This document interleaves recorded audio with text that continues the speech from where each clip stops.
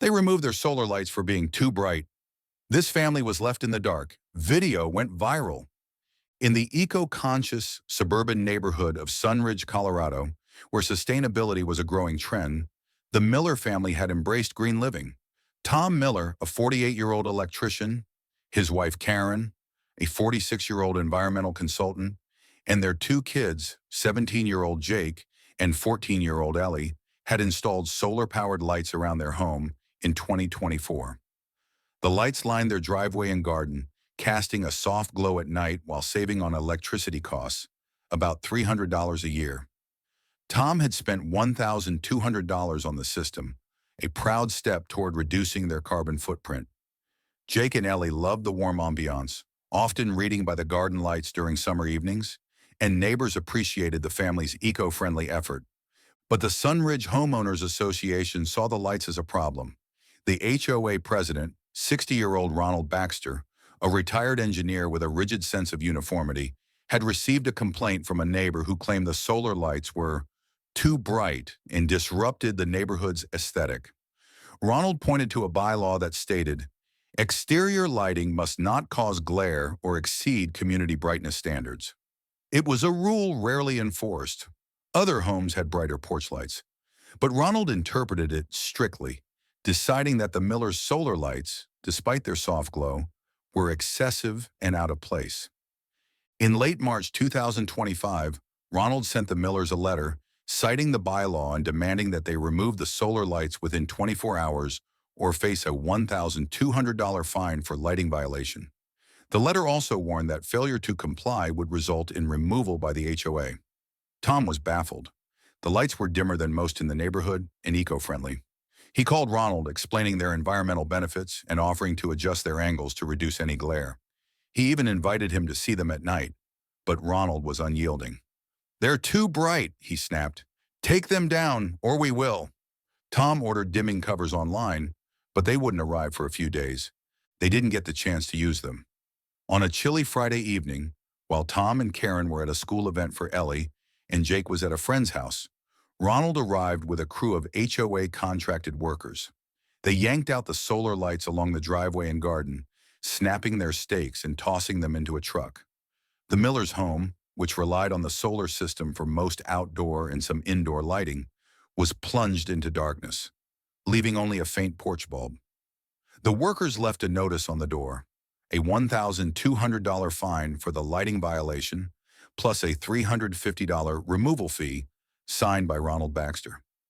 Karen returned home first, fumbling in the dark with her phone's flashlight, her heart sinking as she saw the missing lights. She called Tom, her voice shaking. "They took our lights, Tom. We're in the dark." Tom rushed home, his frustration mounting as he saw the pitch-black yard and house. Jake and Ellie got home, confused and scared, using their phone lights to navigate. "How are we supposed to see?"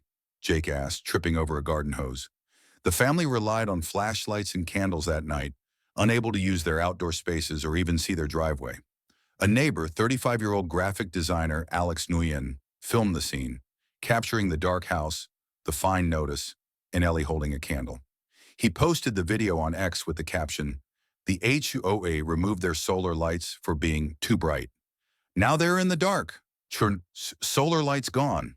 The video went viral, gaining 11 million views in 48 hours, with the hashtag trending nationwide. People were outraged, calling the HOA's actions absurd and anti-environment.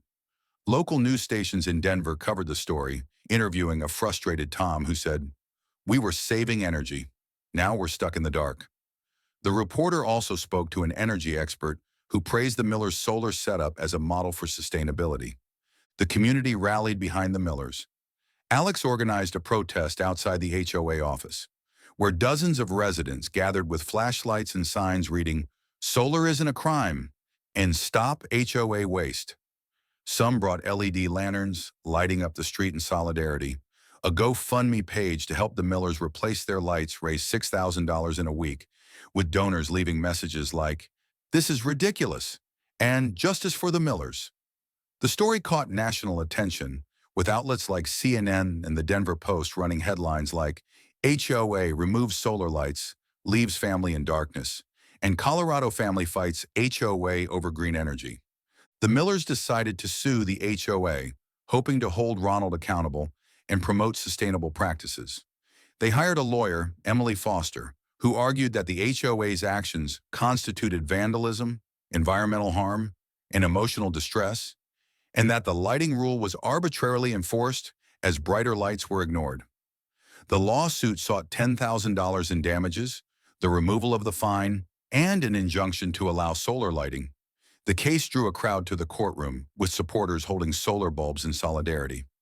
Emily presented Alex's video as evidence, along with receipts showing the $1,200 cost of the lights. Karen took the stand, her voice steady but emotional. "We were helping the planet. They punished us for it." Ronald, representing the HOA, showed no remorse. He claimed the lighting rule was meant to maintain aesthetics and that the Millers' noncompliance justified the removal. He produced the bylaw and argued that the HOA had the right to enforce its rules, even with direct action. The judge, a strict interpreter of HOA contracts, ruled in favor of the HOA, stating that the bylaw was legally binding and the Millers had been warned.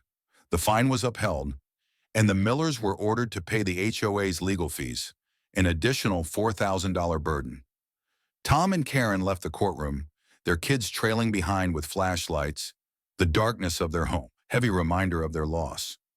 The ruling sparked outrage online, with number signs "solar lights gone trending again," this time with calls for green energy protections against HOAs.